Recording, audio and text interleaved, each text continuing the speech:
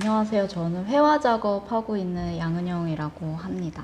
저는 오랜 기간에 걸쳐서 어떤 괴물집, 생태계 교란, 탐욕적인 식성, 농가의 피해 그런 것들로 불리면서 뭔가 뉴트리아와 같은 어떤 비인간 존재들을 그런 비인간 존재들의 어떤 본질을 언어로서 규정되고 그리고 하나의 어떤 가능성으로만 인식되고 있다는 생각을 했고 어떤 언어로서 유해한 존재, 생태계 교란종 그런 것들로 규정하는 순간 어떤 질서를 거스르는 혐오 물질로서 그들의 존재론적 지위가 매겨지고 이러한 것들이 이제 인간의 이런 외부적 존재들에 대한 인식이 인간 중심적인 질서 안에서 단일한 시각으로 타자들을 규정하고 있다고 보았습니다.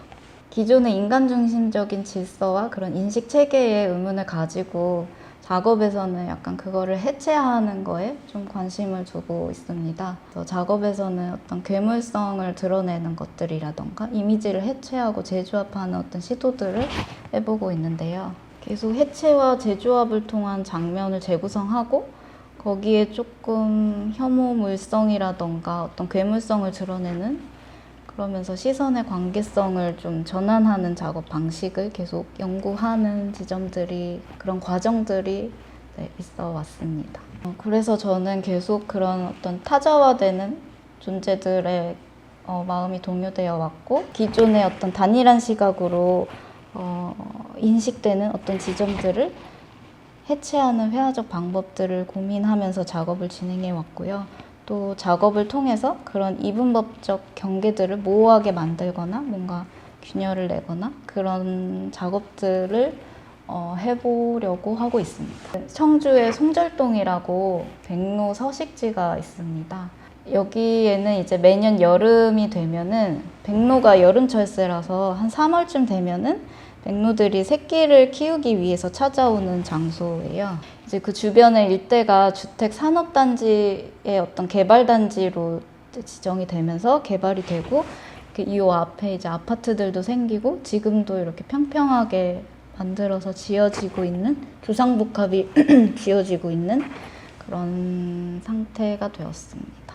이게 서식지 바로 앞에 이제 이게 지어져 가지고 아파트가 백로들의 어떤 울음소리나 털날림 그리고 새들이 원래 이렇게 악취가 심한데 그런 것들이 지속적으로 주민들하고의 어떤 마찰이 되게 발생하고 있는 장소예요. 그래서 백로나 인간이나 그런 개발의 구조 속에서 그 안에서 직접적으로 살아가는 생명체들은 뭔가 누구도 행복하지 않은 그런 장소가 되어버린 것 같다라는 느낌을 받았습니다.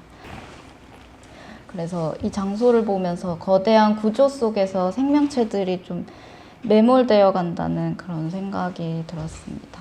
아마 앞으로 작업에서 조금 서식지랑 이 주변 장소를 좀 탐구하면서 어떤 존재들의 몸짓 같은 거를 작업으로 이어가 보려고 하는 그런 관심의 대상의 장소입니다. 이 세상의 본질이 어떤 하나의 질서로만은 이해할 수 없다는 것을 그런 거를 하나의 질서로만 이해하려는 어떤 인간의 인식 같은 거를 좀 비판적으로 얘기를 하면서 이제 뭔가 과학이나 그리고 또 삶에서도 모든 어떤 고정된 가치와 질서를 만드는 일보다는 우리에게 주어진 불확실성 그런 것들을 받아들이고 존재의 복잡성 속에서 뭔가 의미를 발견해야 되지 않는가 그런 거의 필요성을 얘기하는 책이고 그래서 저희가 그간 진행했던 커뮤니티 아트 작업들도 불확실성에서 어떤 의미를 찾아나가는 과정이었다고 생각이 들어요. 참여 주민들이 주체가 되는 프로젝트이기 때문에 개개인의 어떤 경험과 배경에 따라서 그런 상호작용에 따라서 결과물도 달라지고 어떻게 나올지 알 수 없는 그런 불확실성의 과정 속에서 만들어졌다고 생각을 하게 되었고 저의 회화 작업에서도 뭔가 불확실성에서 오는 불완전함 같은 것들이 나타나기 때문에 매력적이라고 생각을 하고 작업을 하고 주변을 탐구하면서 뭔가 반듯하게 그어진 그 선들 너머를 보려는 어떤 시도들을 작업을 통해서 계속 해 나가고 싶다는 생각을 하고 있습니다. 저희 세 명이 발표를 저도 이제 보면서 정말 다른 사람이 모여서 공공예술을 해서 더 신선한 게 나왔구나라는 생각을 했는데, 은영쌤은 아름답지 않은 인간이 규정해 놓은 것으로 인해 피해받는 어떤 비인간 존재에 대한 관심?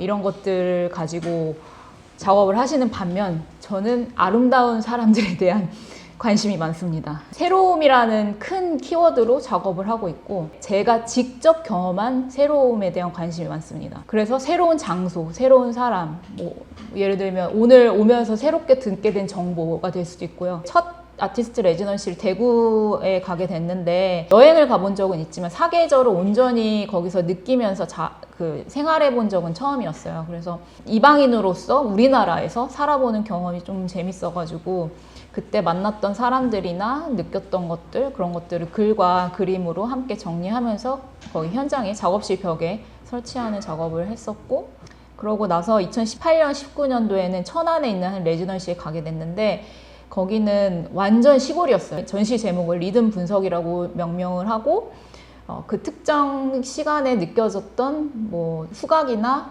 촉각이나 그런 것들, 다양한 감각들을 토대로 떠오르는 이미지들을 그려서 전시를 구성을 했습니다. 그러다가 이제 2020년도에 코로나가 터졌잖아요. 그러면서 에세이로 쓰고 그림을 그렸고, 그 사람들을 떠올리면서 풍경으로 재해석해서 작업을 했고, 그것들을 모아서 남겨진 풍경이라는 제목으로 개인전을 진행을 했습니다. 제 에세이와 이 그림이 엮인 책으로 출판을 했고, 이 계기로 저는 1인 출판사를 사업자 등록을 하게 되고, 지금까지 계속 주기적으로 가능하다면 책을 내려고 하는 욕심을 갖고 있어요. 전시라는 것이 사실은 특정 장소에서만 이루어지고 그곳에 올 수 있는 사람만 이렇게 와서 볼 수 있는 구조잖아요. 근데 책이라는 매체는 제가 여러 군데에 뿌려 놓으면 누구든지 와서 볼 수 있는 그 장점이 있더라고요. 그래서 내가 절대 만날 수 없었을 것 같은 대중들이랑도 호흡을 할 수가 있고, 그런 피드백을 듣는 성취감이 굉장히 컸습니다. 2021년에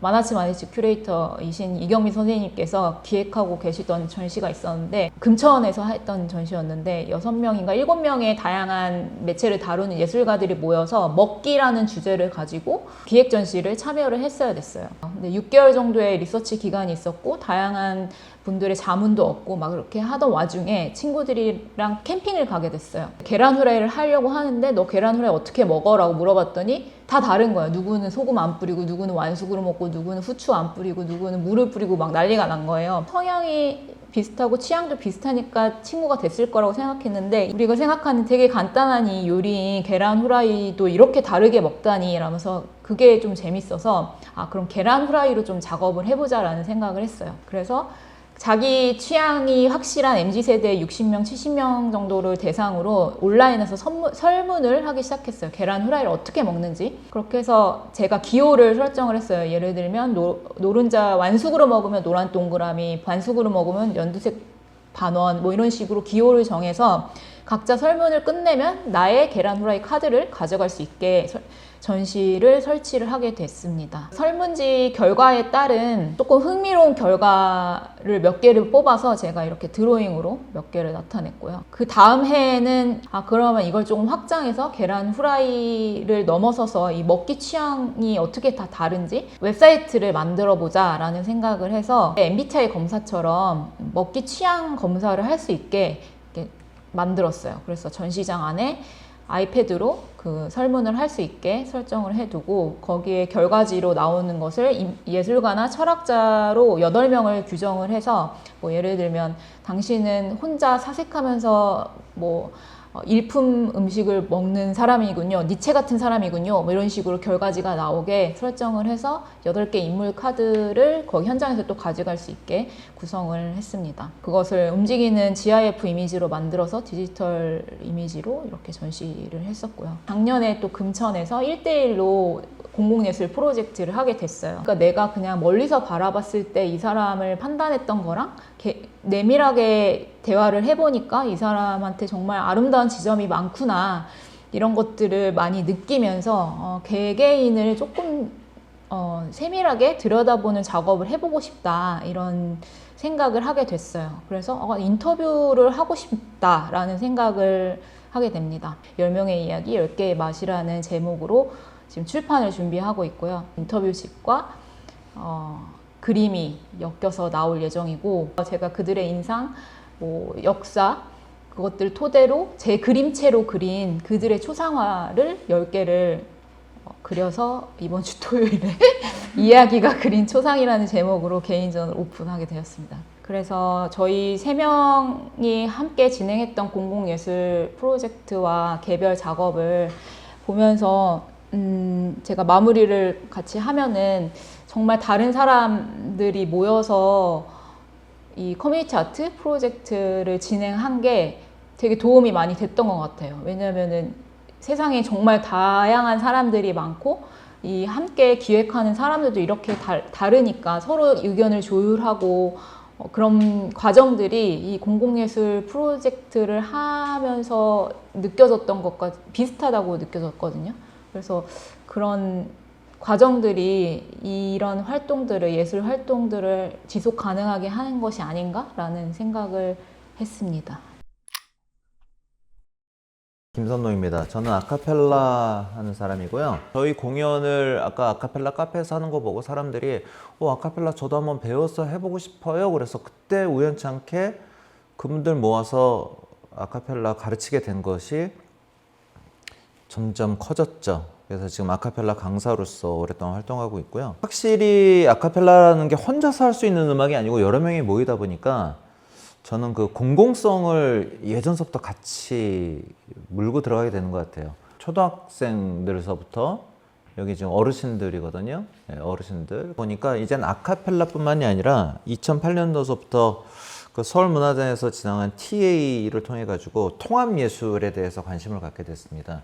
연극, 미술, 무용 이런 분들이랑 같이 통합예술 교육에 대한 연구도 하고, 그 다음에 예술 작품도 만들고 이런 것들을 하게 되면서 이제 넓게 보면 예술 기획자가 된 거죠. 이 전까지는 실제로 제가 하고 있는 예술을 접목한 거라면은 사실은 공공예술에서 제가 하고 있는 예술은 거의 접목이 안 됐음에도 불구하고 이렇게 같이 주민들과 어울려서 공공예술하는 것들도 의미 있고 되게 재미있는 걸 알게 됐어요.